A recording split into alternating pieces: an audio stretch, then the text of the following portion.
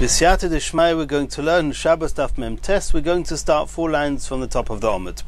We saw in the Mishnah on Daf Mem Zayin Omid Beis, in the second half of the Mishnah, that regarding Teven, Zagin, Muchin and Asovin, they are Moisef Hevel. They increase and add heat to the already hot pot or other container that's being nitman, that's being insulated, and it's being put into the insulation before Shabbos, but they only add heat if they are lach, if they are damp, moist, and not dry. Says the Gemara, Bizman sheim lachin. Iboyelu, who asks the Gemara, lachin machmas atzmon, or idilma lachin machmas davar achir. When it says that these things, the straw, the grape skins, the cotton, the wool, and the grasses, that they are only moisef hevel when they are damp, is that a natural dampness that comes from themselves, from their own internal dampness, or is it even some dampness that comes externally? They got wet somehow. Tashema, we're going to bring proof from the Mishnah. The Mishnah says, Loi beteven, v'loi bezagin, v'loi bemuchin, v'loi be'asovin. 4 things are mentioned, and all of those are only moisef hevel, bizman sheim lachin, when they are not dry, when they are somewhat damp or moist. Says the Gemara, if they are moisef hevel, even if they are damp from an external source, then I can understand the Mishnah Shapir, it makes sense. But if you say that the dampness must be coming from them themselves, not from an external liquid or external source, then muchin, lachin, machmas atzmon, heicha mishkachas lo. What's muchin? Muchin are pieces of cotton, pieces of wool. Where do we find that these muchin, these soft materials, where should they have any dampness coming from themselves? The grass, the straw, I can understand that when they're fresh, they're still a bit damp. But muchin, where's muchin machmas atzman? Where are they going to be damp from their own? Heicha mishkachas lo. How's that going to? In what situation is that going to happen? Says the Gemara, memarta debeina atmi. It's talking about those type of muchin, which are pieces of wool that have been shorn away from between the thighs of the animal, and since between the thighs there's sweat, then this wool has a natural and an internal dampness in it, and that's the muchin that we're talking about in our Mishnah, which is moisef hevel. Continues the Gemara, v'hadetani Rabbi Toimnin b'ksus yavesha u'b'peiros yaveshin. In the Bryce of Rabbi Ishia, they said one is allowed to insulate a pot in dry clothes or dry fruits, but not in a damp clothes or garments, and not with damp fruits, because they are moisef hevel. Asks the Gemara, where are you going to have a garment that has a natural dampness to it? A garment is a dry piece of material. Says the Gemara, we're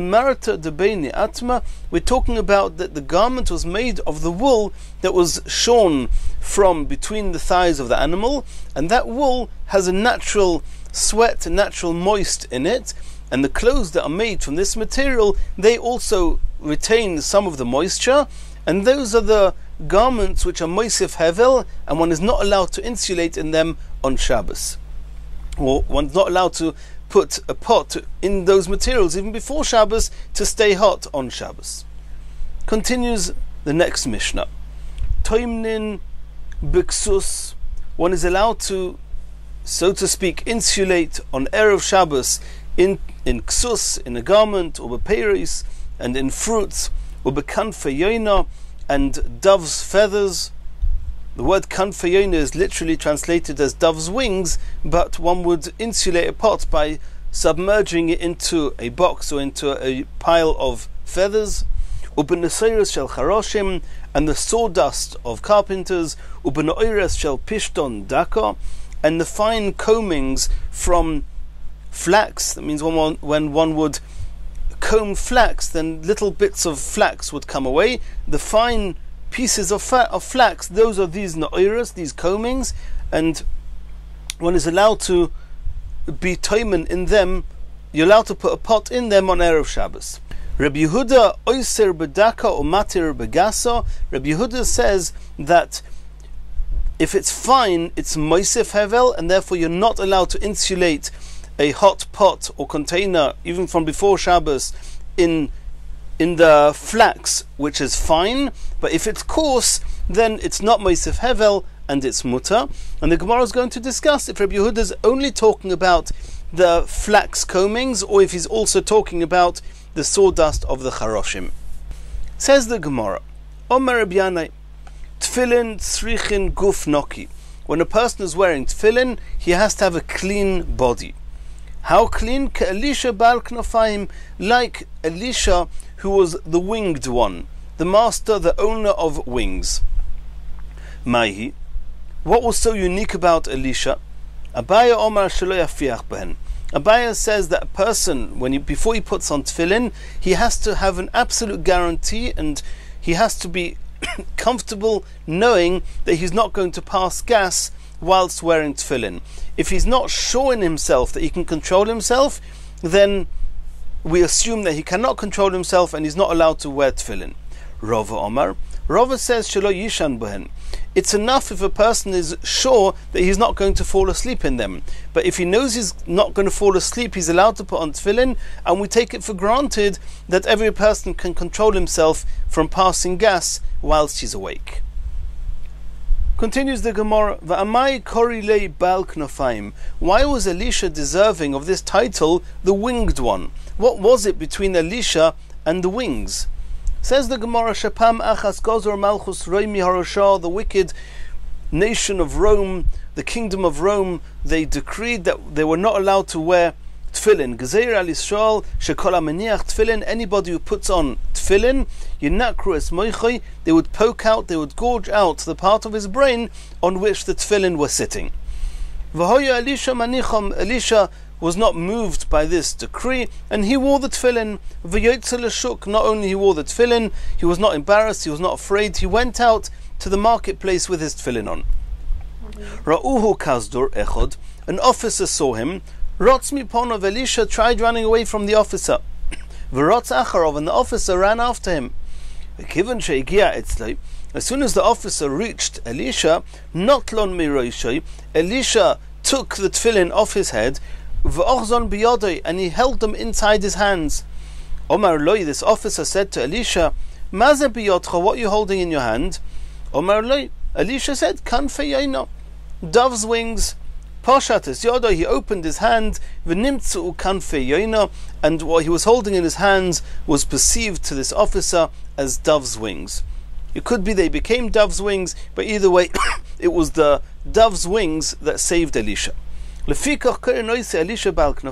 why Elisha is known and referred to with this title, the winged one. Asks the Gemara, why did Elisha choose to compare tefillin to the wings of a dove? Mishar oifes, more than the wings of any other bird. Says the Gemara, Mishum de imsil knesses Yisrael leyoina, because Klal Yisrael are compared to a dove. Shenemer, as it says in the pasuk, Kanfe yoino nechbo bakesef. The Klal Yisrael are compared to the wings of a dove that are coated in silver. And the Gemara explains, Ma yoino, in the same way as the wings of a dove are unique, that kanfeho megino isoleo, that not only does it stay warm because of the feathers on its wings, but also it protects itself also from the cold and also from its enemies with its wings. Other birds fend off enemies in other ways. The dove fends off its enemies by flapping its wings. Af Yisrael, so too, mitzvahs maginois aleim, the mitzvahs are compared to our wings that protect us whenever we need protection. And that's why Elisha compared the tefillin to the wings of a dove. Continues the Gemara. We saw in the Mishnah that according to the Tanakhama, one is allowed to submerge a hot pot before Shabbos in neseiros shel charoshim and or benoiros shel pishton daka, or in fine flax combings. Rabbi Yehuda then commented and said that if it's fine, if it's daka, it's moisef hevel, and therefore it's asa, it's only mutter when they are coarse. The question is, was Rabbi Yehuda only talking about the combings of the flax, or was he also talking about the sawdust that was mentioned before that? Says the Gemara, Iboilahu That's going to be the question in the Gemara now. Rabbi Yehuda, Anesoiros shel charoshin koi, is he also referring to the sawdust of the charoshim? Oi, Aneoiros shel pishton koi, or is he only referring to the combings of the flax? Tar Shema, the Tanya we learnt in a Brisa, Rabbi Yehuda Oimer, Neoiros shel pishton daka hareihu kazevel. He's only referring to Neoiros shel pishton, to the combings of the flax. In that case, if it's fine, then it's kazevel, it's like manure, and we said previously in the parak that it's moisif hevel, and one's not allowed to do hatmona in it. Shma mina, from the fact that Rabbi Yehuda only mentioned Neoiros shel pishton, he's clearly only referring to Neoiros shel pishton, but in the case of Nesoiros shel charoshin, he does not make any difference, and even daka is going to be mutter. And Neoiros shel pishton koishma mino, that's proof that Rabbi Yehuda is only talking about the combings of the flax. Continues the next Mishnah. Toimnin b'shalochin, one is allowed to submerge, insulate an already hot container in shalochim, in animal skins, in hides. Umataltelin oison, and one is allowed to move these hides on Shabbos. Begizei tzemer, one is allowed to be toimen a pot into shearings of wool, ve'ein metaltelin oison. But the wool shearings, they are muktzah, and even though one is allowed to put a pot inside it before Shabbos, they are muktzah. You're not allowed to move these shearings directly on Shabbos. Keitzatu oisa. The pot is inside these shearings. If he's not allowed to touch the shearings, then how is he going to get his pot out? Says the Mishnah, noitel es hakisui, he's allowed to remove the lid of the pot, and even though there's a bit of the wool shearings which are muktzah on top of the lid does not become a bossis, a base for the wool shearings, because the purpose and sole intentions of a lid is to cover the pot, not to hold the shearings. So he lifts up the lid, the shearings will fall away. They will fall away on their own. You're not touching the shearings directly, and then you can take out the pot. Elazar ben Azariah oimer, kupa mota al tzida v'noitel, that these shearings with the pot inside are obviously in some larger box holding these shearings. And Elazar ben Azariah says you have to tilt the box in a way that when you remove the pot, you're going to be guaranteed that the shearings are not going to fall in, are going to collapse into the hole, the cavity where the pot was before. Because if you take it out without tilting the box in that position, then when you take out the pot, the shearings may fall in, and then you'll want to put the pot back, you won't be able to, and you're not allowed to move the shearings because they are muktzah. The Chachamim say you can take the pot out and put the pot back, and we'll see in the Gemara what point the Chachamim are arguing with the Elazar ben Azariah. Says the Gemara, Yosef Rabbi Yonason ben Achnoi, Rabbi Yonason ben Elazar, the two Rabbi Yonasons were sitting, Yosef Reb Chanina bar Choma Gabayu, Reb Chanina bar Choma was sitting by them, and they were discussing the following question. Shalochin shel balabayis. We saw in the Mishnah that one is allowed to insulate, you're allowed to put pots into the skins, the hides, before Shabbos, and they are not muktzah. The question was that Shalochin shel balabayis tanan, is the Mishnah only referring to those hides, those skins that belong to a private owner, and he's not intending to sell them?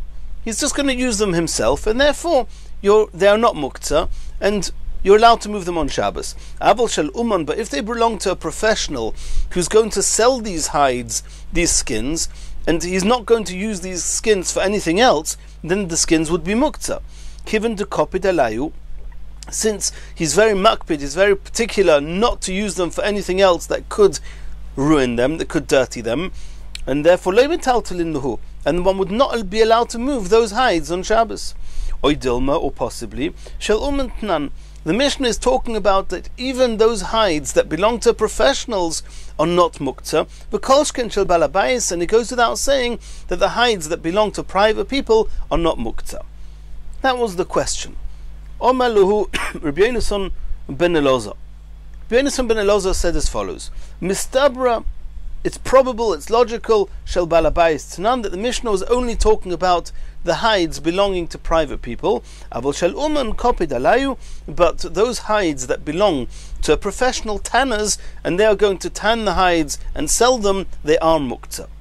Omaluhu Reb Chanina bar Choma. Reb Chanina bar Choma said to Rabbi Yonasan ben Elazar, Kach Omer Reb Shmuel bar Rabbi Yosi. I know that Reb Shmuel bar Rabbi Yosi said, in the name of his father Rabbi Yosi, that Abba Shalcha Hava, that his father Rabbi Yosi, he was a professional tanner, and in the weekdays of Omar he would say, Haviu Shalochim, bring me some of the skins, some of the hides, so we can sit on them.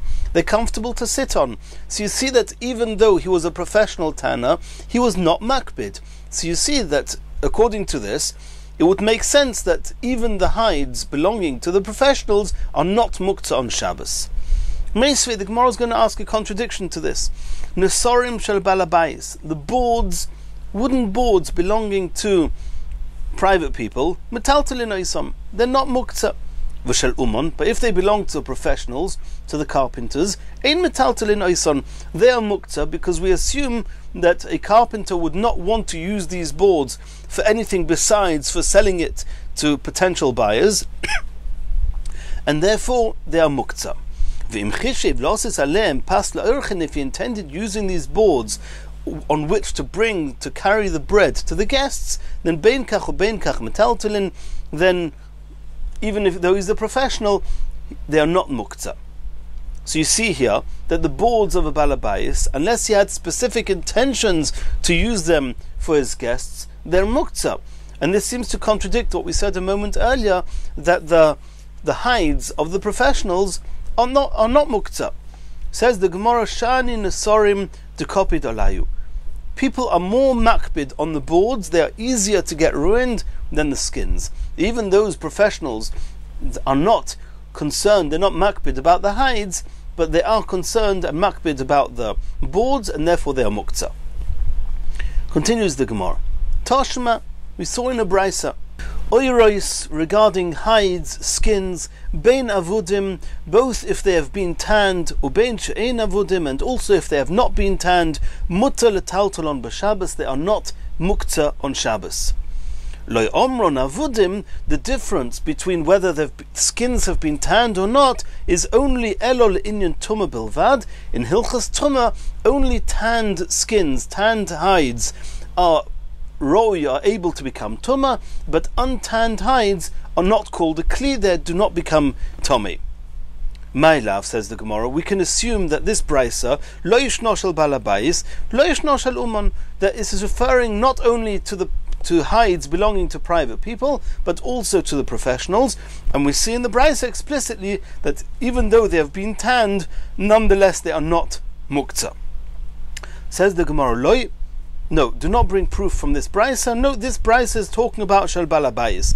Only the skins of a balabayis, they are not muktzah, even though they've already been tanned. Avol shel umon mai, but what's going to be with the hides of the professionals? Ein metaltalin, in the event that they have been tanned, they are muktzah, because he is makbid not to use them for anything besides for selling them to whoever's going to buy them, and therefore they are muktzah. Asks the Gemara, Ihachi, Hadatani, this that the brisa says, V'loi omru avudin, elo le'inyan tumah bilvad, the difference between whether skins have been tanned or not tanned is only in Hilchas Tumah, lifloig v'lisna b'didei. Why don't you say that within the same halacha you've already mentioned, there's a difference between tanned and not tanned, that bameh dvarim amurim, when is it true that the skins, both avudim as well as not avudim, are not muktzah, mutar letaltal b'Shabbos? That's b'shel balabayis, only if they belong to a private person. Avol b'shel umon, but regarding if the skins, the hides belong to a professional, loy, in that case, there's a difference between tanned and not tanned. That if they've not been tanned, they're not muktzah because he doesn't mind using them. But once they've been tanned, they are muktzah. So within the halachas of muktzah on Shabbos, there's already a difference between tanned and not tanned if they belong to a professional. So why does the brisa move over to tumah and say that that's where there's a difference between if they've been tanned or not? Says the Gemara, no. Kula balabayis komairi. This brisa is only talking about the skins of a balabayis. So the brisa opens up by saying that regarding Shabbos, the skins of the balabayis are never muktzah on Shabbos, even if they've been tanned. And then the brisa says that these skins belonging to a balabayis, in Hilchos Tumah there will be a difference between if they've been tanned or not tanned. But the brisa does not want to deviate and move away from skins of a balabayis and start telling us that if the skins belong to a professional, then if they've been tanned, they are muktzah on Shabbos. The brisa wanted to stay with the halachas of those skins belonging to a balabais. Says the Gemara Tanoi, it seems to be a machlokas Tanoim in another brisa whether the tanned skins of a balabais are muktzah on Shabbos. Oiros shel balabais metaltalin oisam. The Tanakhama say that the skins belonging to balabais, they're not muktzah. V'shel umon ein metaltalin oisam. But those belonging to the professionals, ein metaltalin oisam, they are muktzah. Rabbi Yossi Omer echod zeh ve'echod zeh metaltalin oisam. Rabbi Yossi is the one that holds that even the tanned skins belonging to balabayis are not muktzah. Continues the Gemara. Hodor yosvi v'komiboyeluhu. We saw at the beginning of the sugya on Daf Mem Tes Amud Aleph that there were three chachomim sitting together: Rabbi Yonasan ben Achinoi, Rabbi Yonasan ben Elazar, and in front of them was Rabbi Chanina ben Choma. And they had a discussion regarding the hides that we've just finished learning that sugya.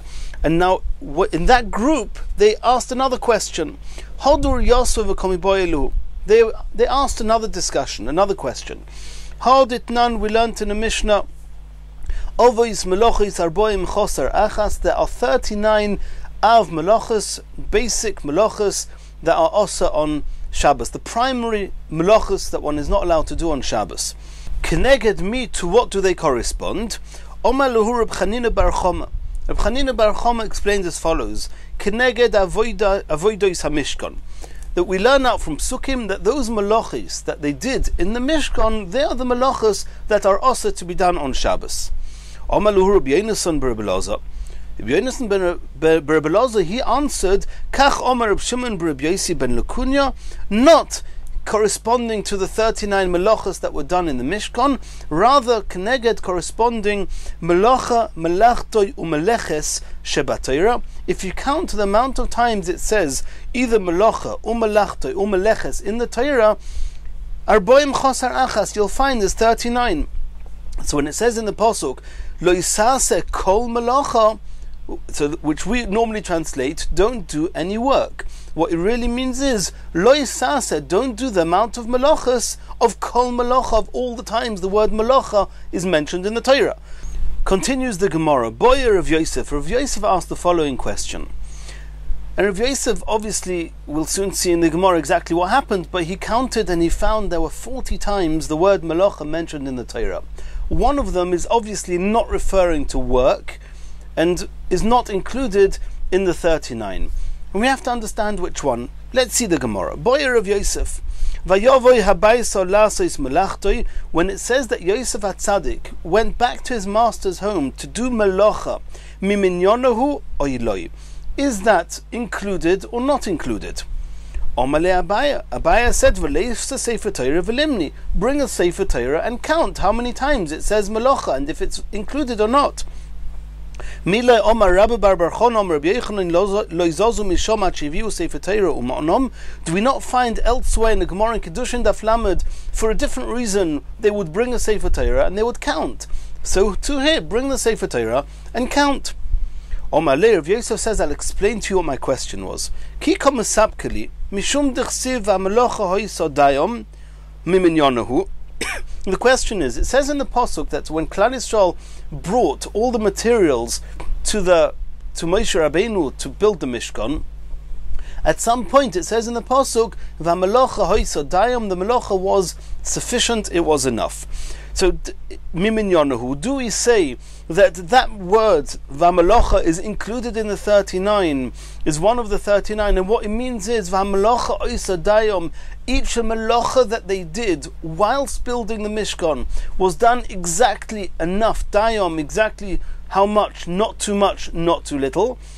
V'ha, and the melacha, it says regarding Yosef HaTzadik, Commander Omar Lasei Tzrochov Nichnas, And the pasuk that says Vayove Abayis Lasis Melachtoi is not referring to work. It's saying that Yosef HaTzadik went to his master's home to take care of his needs, not to do work. In which case you have 39 without the pasuk Vayove Abayis Lasis Melachtoi, or Dilma or no.